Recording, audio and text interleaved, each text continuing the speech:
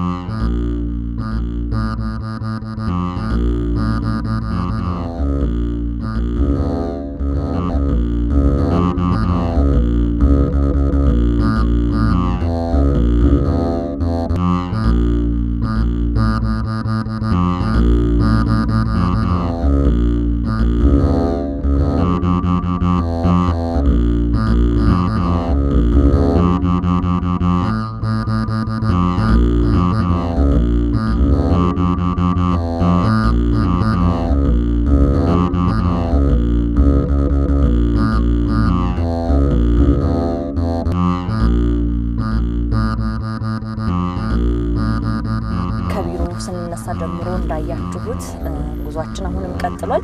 የምንሄደው እዚሁ ከተማ ውስጥ የሚገኝ ገዳም ልናስጎበኛችሁ ሳይሆን ራቅ ወዳለ ቦታ ሄደን 11ኛው መቶ ክፍለ ዘመን ላይ ቆመን አባቶቻችን የሰሩልንን አንድ ታላቅ ታሪካዊ ገዳም ልናስጎበኛችሁ ነው የወደድነው።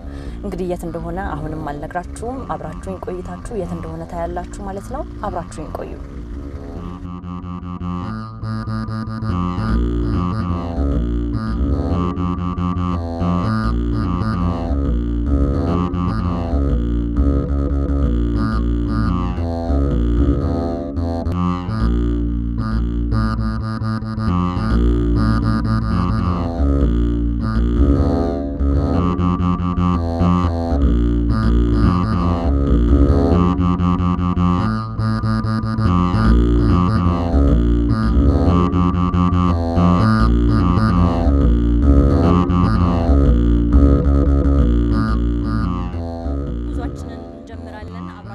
ዛላችሁ እንግዲህ ከአዲስ አበባ ተነስተን ወደ ላሊበላ ጉዟችንን እናደርጋለን ማለት ነው። አብራችሁን ሁኑ፣ አብራችሁን ተጓዙ።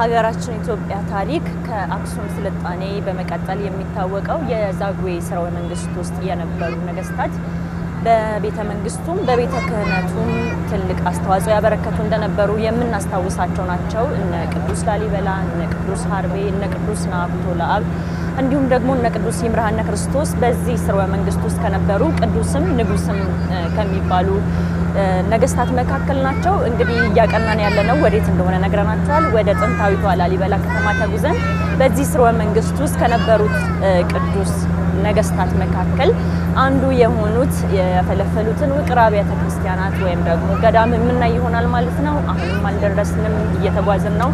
እናንተም ጉዟችሁን ከኛ ጋር አድርጋችሁ በዛች ከተማ ላይ ሄዳችሁ ያንን ውቅር ቤተክርስቲያን የምትጎበኙ ይሆናል ማለት ነው። አብራችሁን ቆዩ።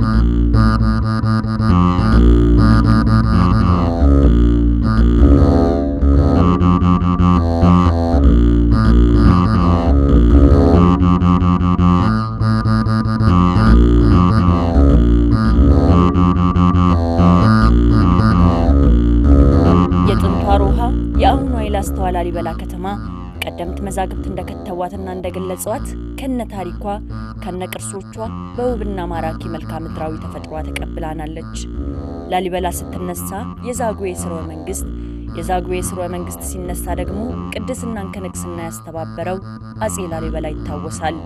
የከተማዋም ስያሜ ከዚሁ ቅዱስ ስም የተገኘነው ላሊበላ ከተማ ቢሆንም የምንቃኘው ግን በከተማዋ መካከል ከሚገኙት ውቅር አብያተ ክርስቲያናት መካከል አይደለም። ይልቅስ ከቅዱስ ላሊበላ በመቀጠል የንግስናው ዙፋን ላይ የተቀመጠውና የቅዱስ ላሊበላ የመንፈስ ልጅ የሆነውን የቅዱስ ናአኩቶ ለአብን ገዳም እንጂ።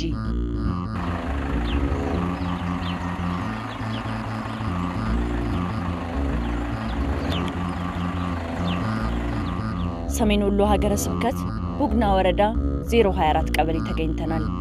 የአካባቢው መጠሪያ በቅዱሱ ስም ናአኩቶ ለአብ ነው።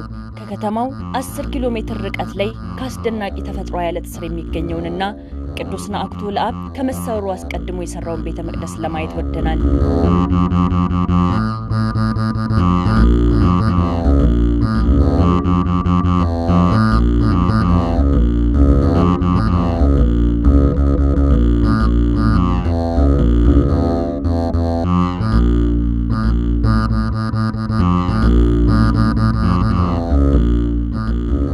ለመሆኑ ከዛጉዌ ነገስታት መካከል በህይወት ሳለ የተሰወረ እንዳለ ያውቁ ነበር?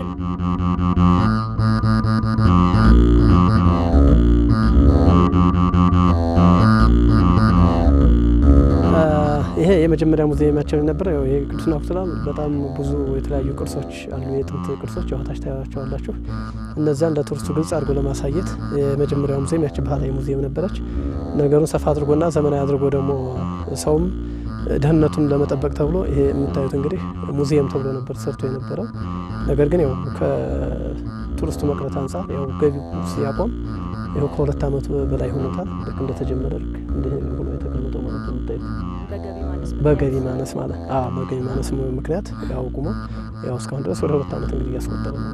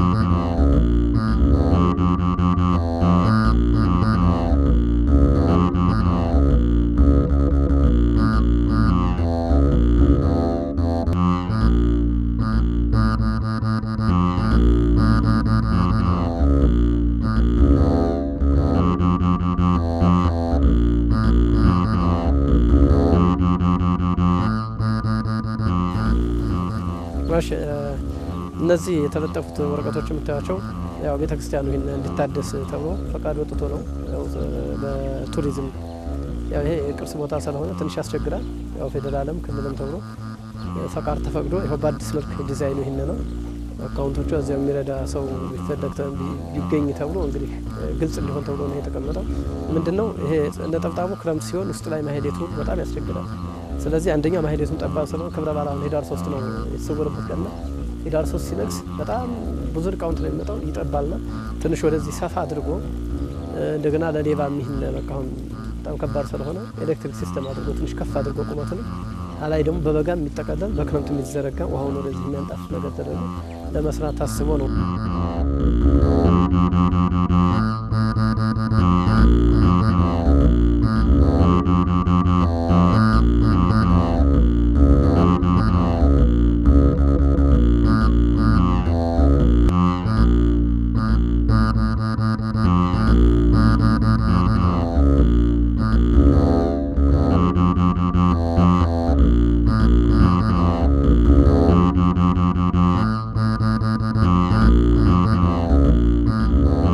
እነዚህ ድንጋይ ደወሎች ናቸው። ካህናቶቹ እንደ ቁመት ሌሊት ላይ እነዚህ ሲመቱ ነው ሰምተው የሚመጡት። ሁለት አይነት ድምጻቸው ሶስቱም የተለያዩ ድምጾች ናቸው። እንግዲህ በአብ በወልድ በመንፈስ ቅዱስ ወይም ደግሞ የቅዱስ ያሬድ ዜማዎች ምሳሌ ናቸው። እንግዲህ ግዕዝ እስላዝ አራራይ በሚለው ማለት ነው። ስለዚህ ሶስቱም የተለያዩ ድምጾች ነው ያላቸው። ያው እየመታው አሳያችኋለሁ። እነዚህ ሲደወሉ ነው ካህናቶቹ የሚመጡት።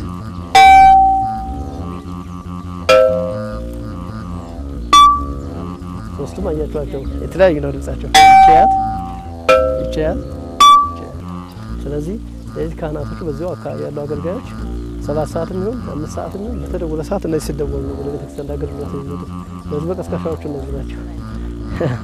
አሁን በቀጥታ ወደ ቤተክርስቲያኑ እየገባን ነው። የወንድ መግቢያ በዚህ በላይኛው ነው፣ የሴቶች መግቢያ ደግሞ በዛ በታችኛው ነው። ገብተን ውስጥ ላይ ያሉትን ነገሮች ያው እንረዳለን ማለት ነው። እንግዲህ እሺ ያው እንግባ።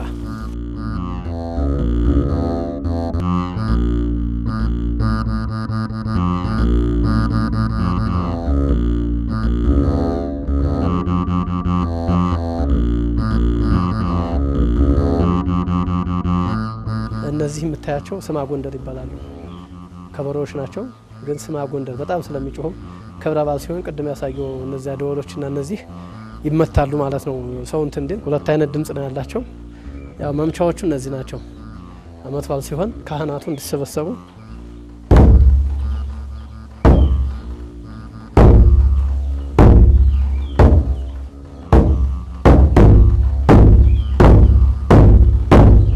እንደዚህ እየተደረጉ እነዚህ አንትኖቹ ጋራ አብረው እነዚያም ሲመቱ እነዚህም እየተመቱ ያው ሰው እንዲሰበሰብ ይደረግባቸው ናቸው።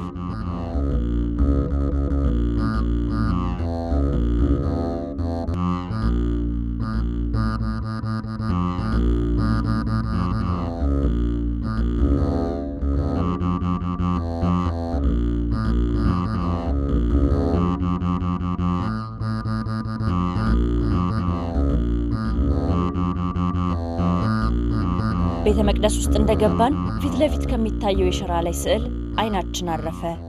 ቅዱስ ገብረ ማርያም፣ ቅዱስ ላሊበላ፣ ቅዱስ ይምርሃነ ክርስቶስና ቅዱስ ነአኩቶ ለአብ የተሳሉበት። ለመሆኑ እነዚህ ነገስታት የአንድ ስርወ መንግስት ገዢዎች መሆናቸው ወይስ ቅድስናቸው ነው በአንድ እንዲሳሉ የሆነበት? አሊያስ ደግሞ የስጋ ዝምድና ይኖራቸው ይሆን?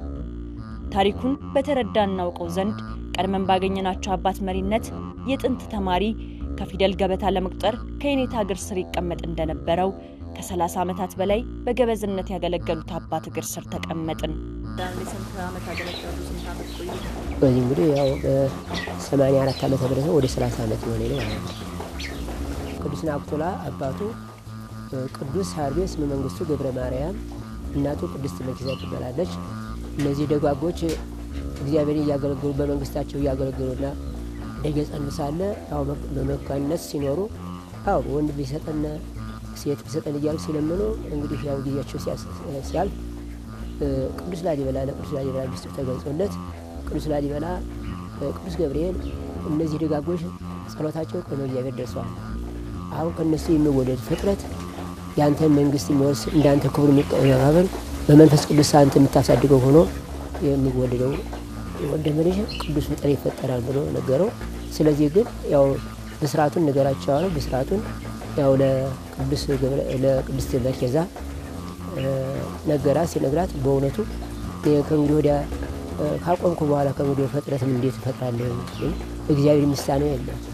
ኤልሳቤጥና ዘካርያስ እንኳን ካረጁ በኋላ አብርሃምና ሳራ ካረጁ በኋላ ነው የወለዱት። እግዚአብሔር የሚሳነው ነገር ያለ በእውነቱ አንተ ቅዱስ ሰው ነህና ሁለት ላንተ ይገለጽልህ በእውነቱ ብላ ተቀበለችው። ከዚያም በኋላ ደግሞ ያው አይቀርብና ጽንሰቱ መቼ ሆነ? በመጋቢት የተነገረው መጋቢት 12 ቀን ነው። ጽንሰቱ መጋቢት 29 ቀን ተጸነሰ። ጽንሰቱን ያው ያልኩት ተጸንሷልና እንግዲህ ደስ ይበልህ ነው። በ1167 ዓመተ ምህረት ታኅሳስ 29 ቀን ተወለደ። ሲወለድ ቅዱስ ነአኩቶ ሲወለድ ቅዱስ ላሊበላ በቤተ መቅደሱ እያገለገለ እንዳለ ያ ያልኩት ሕፃን አሁን ተወልዷልና ስሙን ነአኩቶ አበለዋል። ስሙ አሁን ነአኩቶ የተባለበት ምክንያት እንግዲህ ያው ቅዱስ ላሊበላ ቅዱስ ገብርኤል ስለነገረው በቅዱስናው ጊዜ ነአኩቶ ብለው የሰየመው ቅዱስ ላሊበላ ነው። አሁን አይቀርምና ያው እንግዲህ በ40ኛው ቀን ክርስትና ሲነሳ ያው ይምርሃነ ክርስቶስ ከሰማይ ወርዶ አቡነ አሮን እንደዚሁ ክርስትና በሚነሳበት ጊዜ እግዚአብሔር አዶናይ ከሰማይ ወርዶ ናኩቶላ ክርስትና በሚነሳበት ጊዜ እዚያን ጊዜ በእግዚአብሔር እቅፍ ተይዞ ነበረ። ክርስትና ሲነሳ ስጋው ደሙ ያቀበለው ጌታችን መድኃኒታችን ኢየሱስ ክርስቶስ ነው። ከዚያ በመቀጠል ያው ሕፃን ያው እናቱ እንዳለ በእናቱ ተቀብሎ ያን ሕፃን አሳደገው። ያው ለቁም ነገር ሲበቃ ወደዚህ ወደ አደም በሚመጣበት ጊዜ ግን ነጭ ቆብ እየመራ ከሚያንስ ቤተ መቅደስ ይሰራል የሚል ነበር የሚያየው። ይሄ ለቅዱስ ላሊበላ ሲነግረው ይሄን ጊዜውን ጠብቀህ ያው መንፈስ ቅዱስ ምሳሌ ስለሆነ ነጭ ቆብ መንፈስ ቅዱስ ምሳሌ ስለሆነ እሱ በርቶ ከሚያንስ ላይ ትጀምራለህ አለው። ያው በጊዜውም ያው ሲያገኘው ያዕቆብ እየመራ ወይታደረሰው ትንሽ ዋሻ አገኘ። ትንሽ ዋሻ ሲያገኝ አዎ ቆቁን ያው አርዶ እንደ ኦሪት ሕግ እነ አሮን እና እነ ሙሴ ሲያደርጉት እንደነበረው ሕግ አርዶ ከዚህ ስጋውን ቀብሮ ደሙን ረጨው ይላል። ከዚያ በመቀጠል ቤተ መቅደሱን እንግዲህ ለሰራ ተዘጋጅቻለሁና አባቴ ንጉሥ ሆይ እንግዲህ ፍስጠኝና ምራዱኝና ማዛችሁ ፍስጠኛል። በቂሞስ እንግዲህ ሳውል የሚባሉ ጠበብቶች እነዚያ ከዚያ እሱ ሲረዱ ነበሩ። ያሰለጠናቸው እሱ ሲሰሩ ነበሩ። ሰጥተው እነዚያ መጥተው ይሄን አስደረደረ። ላሊበላ ለናኩቶ ለአብ ክርስትና አባቱ አጎቱ አሳዳጊው ንግስናን ከክህነት ክህነትን ከንግስና ያስተባብር ዘንድ መንገዱን ያሳየው አስተማሪውና በክፍለ ሀገራት ላይ የሾመው ንጉሱ ነበር። ናኩቶ ለአብ ለላሊበላ ደግሞ ልጁ የጦር አዛዡና ተረካቢው። የቅዱሱ ስዕል ታሪካውን ገብቶናል። ላሊበላ ሀገር በሚያስተዳድርበት ጊዜ ጸረ ቅምስ የተባለ ገዢ በመንግስቱ ላይ ቢያምጽ ቅዱስ ናኩቶ ለአብ ዘመተ። በጦር ሳይሆን በጸሎት የጸረ ቅምስና የማቱ ጽላላ ልጅ ማዕተጎን ሞተ። ሽፍታው አባቱም ተማረከ። ይህ እንዴት ሆነ ቢሉ በቅዱሳን መላእክት እርዳታ በቅዱስ ላሊበላና በቅዱስ ናኩቶ ለአብ ጸሎት ማዕተጎን የወረወረው ጦር ተመልሶ ራሱን ወቅቶት ድንጋይ ቢያጎኗት መልሳ ካናት ይሉ አይደላበው። ከዚህ ሁሉ በኋላ ነው ንግስናን ከቅዱስ ላሊበላ የተረከበውና ይህን ቤተ መቅደስ ያነጸው። በውስጡም ብዙ ተጋድሎ ፈጽሟል።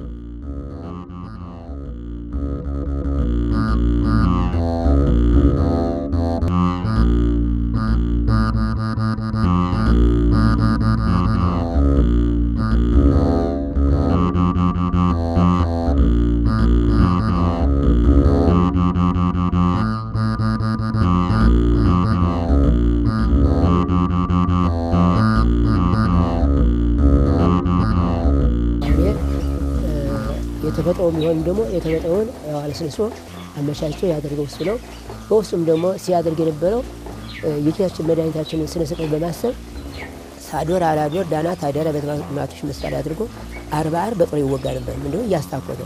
ስለዚህ ግን ቅዱስ ገብርኤል አይለየው። አሁን በዚያ በጦር ሲወጋ እሱ ስለማይለየው ያው እንግዲህ ደሙ ያፈሳን እንባውን ያፈሳን ሁሉ ጊዜ ሌትም ቀንም እየዘመረ የዳሴ ማርያም መዝሙረ ዳዊትን እየዘለቀ አሁን በማድረጉ ስለዚህ ጌታችን ቃል ኪዳን ሰጠው።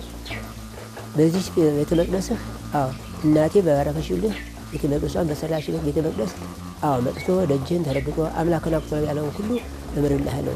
ያንተ እንባ ስታፈሰው የነበረው እንባ የኔ መከራ ያስብ በማድረግ እስከ ዓለም ፍጻሜ ድረስ የእንባ ምሳሌ በቤተ መቅደሱ ጣራ እንዲሆን ላደርግልሃለሁ። እንግዲህ ቤተ መቅደሱ የሚገኘው ጸበል በክረምት የማይጨምር በበጋ የማይቀንስ ሆኖ ይህን ድውያን እየፈወሰ እስከ ዛሬ ምስክሩ የኛ እንግዲህ አንደኛው ጸበሉ ነው፣ አንደኛው መስቀሉ ነው፣ ሁለተኛው ጸበሉ ነው። ናኩቶላም ደግሞ እንደ ብርሃነ ክርስቶስ እንደ ላሊበላ እንደ ገብረ ማርያም አልሞተም። አሁን ተሰውሮ ያለው የተሰሩት መቼ ይታወቃል። ግርግዳው እነዚህ እንግዲህ አጠቃላይ እንግዲህ 700 ዓመት ቆይታ ነው ማለት እንግዲህ ይሄኛው 700 ዓመት ቆይታ እንግዲህ እንደምታዩት ንግስ ዘውዲቱ ነው ያሰሩት በ1909 ነው የሆነው።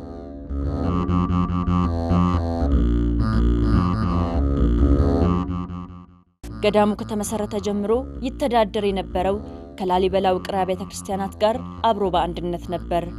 አባት ለልጁ ከንብረቱ ከፍሎ እንደሚሰጥ ሁሉ ከቅዱስ ላሊበላ መተዳደሪያ መሬት የቅዱስ ናኩቶ ለአብ ገዳምም ሲሶ ነበረው። ከወታደራዊ መንግስት ደርግ ወደ ስልጣን መምጣት ጋር ተያይዞ ግን ይህ ሁሉ ቀረ። መሬቱ ሲከፋፈል ይህ ገዳምም በራሱ ከቱሪዝም በሚገኝ ገቢ መተዳደር ጀመረ። ውቅር አብያተ ክርስቲያናቱን ለመጎብኘት ለመሳለምና በረከት ለማግኘት ላሊበላ የሚመጡ ሁሉ ናኩቶ ለአብ ገዳምን ሳይሳለሙ አይመለሱም። ምክንያቱም ልጅ ከአባቱ አይለይምና። አሁን ላይ በሀገሪቱ ካለው ነባራዊ ሁኔታ አንፃር የቱሪዝም ገቢው ቢዳከምም አንድ ሁለት እየተባለ በሚገኘው ገቢ አገልግሎቱ ቀጥሏል። ታሪኩን የነገሩንና አባት አመስግነን የሚጎበኙትን ቅርሶች ለመመልከት ተነሳን።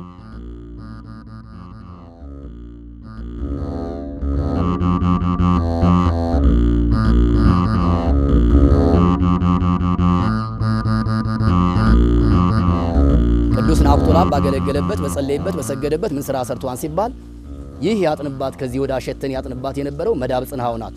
ወአጠና ለኢቲ ታቦት ጥቅምት 29 ቀን ጨርሶ እንግዲህ በ7 ወር ጥቅምት 29 ቀን ጨርሶ ሂዳር 21 ቀን ሜታችን አስገብቶ ሲያጥን ቅዱሳን በየዋሻው ያሉ እኛም ማናያቸው እነሱ የሚያዩን የሚመለከቱን የናኩቶ ለአብን ዕጣን ሸቷቸው መጡ። ምን ሆናችሁ መጣችሁ ሲላቸው አንተ የምታነው ዕጣን ሸቶን አሽተን መጣን። ተሰም የሰማያ ብሔረ አሽተን አሐቲ ሙባቲዮን ወአሐቲ ሙጻቲዮን መግቢያቸው አንድ መውጫቸው አንድ እርሱን እንደ ምድር ቤት እናታችን እንደ ፎቅ አድርጎ የሰራት አባታችን ውስጥ ለውስጥ የሰራው ቅዱስ ናኩቶ ለአብ ነው። ይሄ ደግሞ ባለ መጾር መስቀሉ ነው። ይሄ አፍሮ አይገባ መስቀሉ። አፍሮ አይገባ ማለት ምን ማለት ነው? አፍሮ አይገባ መስቀል ናኩቶ ለአብ ይሄ ማለት ነው። የእጁ መስቀል አፍሮ አይገባ መስቀሉ ነው። ስለዚህ አፍሮ አይገባ ማለት የታመሙትን አዳኝ ያመኑትን አጺ ያላመኑትን ደግሞ ገና ያላመኑትን በክደት ያሉትን አሳማይ በመሆኑ ምን ተባለ? አፍሮ አይገባ። ሁለተኛ ደም አድራቂ የተጣላ አስታራቂ የታመመ ጠያቂ ፈዋሽ በመሆኑ ምን ተባለ? የላሊበላና የናኩቶ ለአብ መስቀል ከወጣ አፍሮ አይመለስም። ደም አድርጎ የተጣላ አስታርቆ የታመመን አድኖ ያመነን አጽንቶ ያላመነን አሳምኖ መለሳን የተባለው ይሄ እጁ መስቀል አፍሮ አይገባ ነው። ነገር ግን ይሄኛው ደግሞ ሌሎቹን ስናያቸው አባት ያበጀው ለልጅ ይበጀው። አባቱ ቅዱስ ላሊበላ ልጄ ብር ብለህ በዛም ሁሉ ብዙ ስራ ሰርታ አንተ ልኮን ፈጽመሃልና ስለዚህ ብር ልጄ ነህ ብሎ ይሄን የላሊበላ አፍሮ አይገባ ዲዛይን አይነት መስቀል ይሄን መስቀል ብር ነው ስሬቱ። አባቱ ቅዱስ ላሊበላ እንግዲህ ልጅ አንተ ነህ እንዲህ በማለት ወድቆ ይነሷን በእጅ ዘግይቶ ይከብሯን በልጅ ነው። እንግዲህ አባት ሲወድቅ የሚገድፈው ምንድነው? ባለው ልጅ ነው። እንግዲህ ገዳፊም ጠዋሪም ቀባሪም ያለው እንግዲህ ንዋይም ስለዚህ ልጅ ስለሆነ ስለዚህ ለልጁ ይሄን ብር መስቀል ሰጥቶታል ማለት ነው። እዛ ደግሞ በመቀጠል ግን ሌሎቹን ንዋየ ቅድሳት በማየትና በመጎብኘት እናቶቻችን ከአለላ ጋር ወይም ደግሞ ከአክርማ መስወብን ሰፍተው ወርቅና ብራቸውን የእናቶቻችን ከኛ ከጀሮአችን ካንገታችን ካብላችን አናድርግም ነገር ግን ብለው ከመስወብ ወርቅ ይሄን ብርና መስወብ ስለዚህ እቺን መስወብ ወርቅና ብር አድርገው ተክለው አስቀምጠዋን ወይዘሮ የሺ እመቤት ይባላሉ። ይሄ ደግሞ የንጉስ ሚካኤል ልጅ ወርቅ ቅብ ብር መስቀል መስቀል ዘወይዘሮ ሲሂን ወለቱ ለራስ ሚካኤል የወሎ የንጉስ ሚካኤል ልጅ ናት። በቦታው ላይ መጥተው ጸበል ጠጥተው መስቀል ታሽተው እምነት ተቀብተው ገንዘብ ብንሰጥ ለለት ይወሳን ከዛ በኋላ ግን ምን ይባላል ይረሳን። ስለዚህ የሺ እመቤት ይባሉ ይሄ ወርቅ ቅብ ብር ባለ መጽወር መስቀል ሰጥተዋን። ይሄ ደግሞ የራስ ወሌ ብጡል መርጦ ኢየሱስ አባታችን ቅዱስ ላሊበላ ናኩቶ ለአብ ይሄን ወርቅ ቅብና ብር ከበሮ ይሄ ወርቅና ብር ነው። ወርቅ ቅብ ብር ከበሮ ነው ይሄን የሰጡት። እዛ በመቀጠል ይሄ ደግሞ አጼ ዮሐንስ ብር ባለ መርገብ ባለ ጆሮ ጉትቻ አጼ ተክለ ጊዮርጊስ ባለ ማርሜጣ ነሐሴ ጆሮ ጉትቻ ያለው እነዚህን ስዕላት ስንመለከት እነዚህ ዛማዶ የምናየው ላይ ባለ ፈረስ ቅዱስ ናኩቶ ለአብ ነው። ወደዛኛው ያለው ታች ቅዱስ ናኩቶ ለአብ ነው በፈረስ ላይ። ቀጥሎ ቅዱስ ጊዮርጊስ ነው። ላይ ያለው እመቤታችን ቅዱስ ገብርኤል እያበሰራት ያው ስሬታቸው ግን ቅዱስ ናኩቶ ለአብ እንግዲህ በ1197 ነው እስከ 1237 ንግስናውን የፈጸመው ከርሱ ከዛው እንግዲህ ጥንታውያን ገበታ ስዕል ሲሰሩ በአቡጀድና በገበታ ነው ይሳሉ የነበሩና እነዚህ ጥንታውያን በንግስናው ሲጨርስ ፈጸመ። ከዛው አብረው ተያይዘው ከዛው ዓመተ ምህረት ጀምረው ያሉ ናቸው። በ37 ዓመተ ምህረት ጀምረው ከዛ ጀምረው የተሰሩ ንዋየ ቅድሳት ናቸው። እነዚህ ናቸው እንግዲህ ንዋየ ቅድሳት አሉስ። ከዛ በመቀጠል ግን አባቶቻችን እንደዛሬው ወረቀት በማሽን የማይሰራበት ከበግ ወይም ከፍየል ቆዳ ብራና ይፍቃሉ።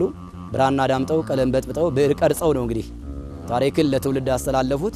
እዛ በመቀጠል ያው የእናታችን የቅድስተ ቅዱሳን የንጽሕተ ንጹሐን የእመቤታችን ታምር ይቀጥላል። እዛ ባለበት በ16ኛው መቶ ክፍለ ዘመን ይሄ ታምረ ማርያም ነው የእመቤታችን ታምር ነው።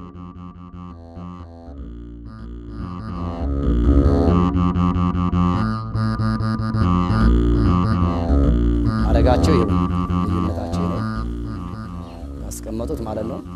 ያው ስዕሎችንና አረጋዎችን በማየት በመጎብኘት ያው ዘመኑ በ16ኛው ብያቸዋለሁ 16ኛው መቶ ክፍለ ዘመን። ይሄኛው ደግሞ ያው አባታችን ቅዱስ ናኩቶ ለአብ ዝስል ዘናኩቶ ለአብ ዘተስለ በዘመነ ኪሩ ወቅንዋተ ክርስቶስ ወምህር ካድንግል ወሊቀ ዲያቆኒሂ ወረደ ቃል ወገበዚሂ ሱራሂ ክርስቶስ ይላልና ያው በዛን ጊዜ የነበሩት ማለት ነው ሲጻፍ ላይ የነበሩት በእነዚህ ቃል ገበዙ የነበር ሊቀ ዲያቆኑ የነበር እዚህ እንትኑ የነበር እያለ እነዚህ ስማቸው ላይ ያወጣፋው ማለት ነው። እዛ ደግሞ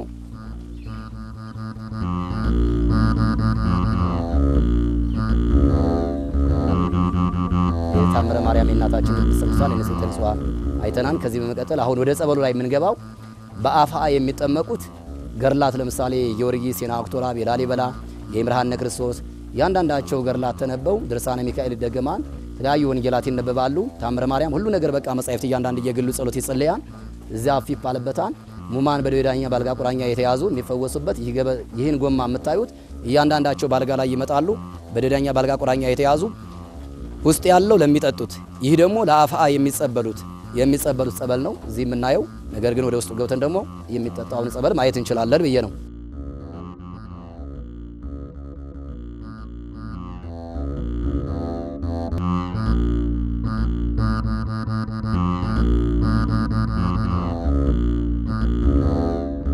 ይሄ ሰረገላ ምስዋር ነው። መቅደሱ ከዚህ ነው የሚቀጥለው። መቅደሱ ወደዚህ ነው። ነገር ግን ይሄ ምስዋሩ ሰረገላው ታቦታት ያሉበት ወደ 16 ታቦት ይገኝበታል። ከዚህ ከቦታው ላይ ወደ 16 ታቦት ይገኝበታል። ብዙ ታቦታት አሉበት። ይሄ ላይ የእምቧጮ ጋግራ ነው እንግዲህ አባቶቻችን ያስረዱን ያስቀመጡልን። ይሄ ከላይ ይሰግድበት የነበረው እልፍ ጊዜ ይሰግድ የነበረው እንባውን ተረከዙ እስከሚሰጥም ድረስ እና ገበታዎችን የምናያቸው እነዚህ ነው። እልፍ ጊዜ ይሰግድበት የነበረው እንባውን ያፈስበት የነበረው የኔን ኡራኤል መልአክ በብርሃን ጽዋ እንደተቀበለ ያንተ እንባ በከንቱ አይፈስም። ያንተ እንባ ከደጅ ላይ ከቦታ ላይ መጥተው ጸበል ጠጥተው መስቀል ታጭተው እምነት ተቀብተው ፈውስ አግኝተው ድነት አግኝተው ለዓለም መድኃኒት ያንተን እንባ የእንባ ምሳሌ የሚሆን 9 ገበታዎችን በ9 ቅዱሳን ምሳሌ ሰጥቻለሁ። እንዳው መስቀሉ ከዚህ አለ አብሮ አለቱ ጋር ያለ ይሄው ያየን ነው። መስቀሉ አብሮ አለቱ ጋር ያለ እዚያው የተሰሩ እነዚህም ከዚህ የተቀመጡ ናቸው። ያገኘናቸው እነዚህ ናቸው 9 ቅዱሳን። ይሄ ከዛው አብሮ እንትን ያለ ነው። እኔ እንግዲህ ምን አይነት እንደሆነም አላየሁትም እና ባለት እንግዲህ የተረዳሁትን እንትን ያልኩት እነዚህ አሁን ክነት ያላቸው ስልጣን አሰረ ክነት ያላቸው የቤተ መቅደስ ነው እንግዲህ እንባው ምሳሌ ናቸው። ክነት የሌለው ሰው አግብቶ ካፈረሰ ተለያየ ነገር ካለ እነዚህን መንካት አይችልም። ካህንም ቢሆን ማለበት ትልካለሁ ባለ ህጋዊ ለምሳሌ ንጽህና ቅድስና ያለው እንዳም ደግሞ ዲያቆን ነው። እነዚህን እንባዎች እንባ ታል ይደርሰዋል። ነገር ግን በሆዱን አራዊት የአይምሮውን ጭንቀት የተለያየውን ነገር የሚያወጣለት ኩላሊት የተለያየ በሽታ ያለውን የሚያላቅቅለት እንግዲህ ዮሐንስ ወልደ ነጎድጓድን በስንት ነው ያልኳቸው? ስንት አመቱን ያልኳቸው? 70 ቅዱስ ናኩቶ ለአብ 30 ዓመት ነገሰ፣ 40 ዓመት ገዛ። ስለዚህ በ70 ዓመቱ ፈጽም ጻማከ ወበጻ ስዋሬከ ተጋድሎህን በምድር ደምክን አፍሳን እንባህን አልቅሳን ውሃ ሳትጠጣ እህል ሳትበላ ምንም ነገር ሳቀምስ ሰንበት እንዳይሻር በእለተ ሰንበት ከቤተ ማርያም አፈር ብቻ መላስክን እየነከርክ ሰንበት እንዳይሻር ስላከበርክ አንተም እንደነ ሄኖክ እንደነ ዕዝራ በዳግም ምጽአት ጊዜ ስለዚህ በእለተ ምጽአት ኋላ እንደነ አንገታቸው እንደሚሰጡት በዛን ጊዜ ተጣለህና ስለዚህ ዳር 3 ቀን ከአይነ ሞት በ12 37 ዳር 3 ከአይነ ሞት የእሳት ሰረገላ የእሳት መንኮራኩር መጥቶ ወደ ብሔረ ሕያዋን ነጠቀው። መስክር ናኩቶ ለአብ የመቅደስ ጸበሉ ባንተ ላይ ያለና የክርስቶስ ኃይሉ የሰው እጅ ባልጠረባቸው እርሱ እግዚአብሔር በፈጠራቸው የአለት ድንጋዮቹ ሞልተው በማያፈሱ በበጋ የማይቀንሱ በክረምት የማይጨምሩ ድውያንን የሚፈውሱ የ9 ቅዱሳን ምሳሌ የሆኑትን 9 ገበታዎች በአይናችን አይተናል። ቤተ መቅደስ ውስጥ የሚገኙትን ጥንታውያን ስዕላትም ተመልክተናል። ውስጥ ከሚገኙት የገበታ ጸበሎች በተጨማሪ ውጭ ላይም ጸበል አለ።